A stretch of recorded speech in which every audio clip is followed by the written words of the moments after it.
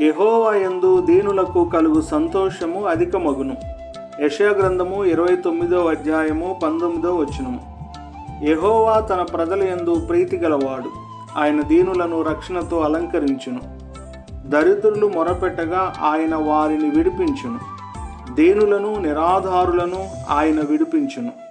నిరుపేదల యందును బేదల యందును ఆయన కనికరము చూపించును. బేదల ప్రాణములను అతడు రక్షించును. కపట బలాత్కారముల నుండి అతడు వారి ప్రాణమును విమోచించును.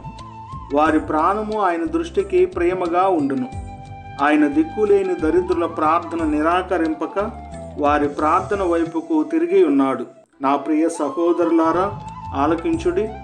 ఈ లోక విషయంలో దరిద్రులైన వారిని విశ్వాసమందు భాగ్యవంతులుగాను, తను ప్రేమించు వారికి తాను వాగ్దానం చేసిన రాజ్యమునకు వారసులుగాను ఉండుటకు దేవుడు ఏర్పరచుకొనెను.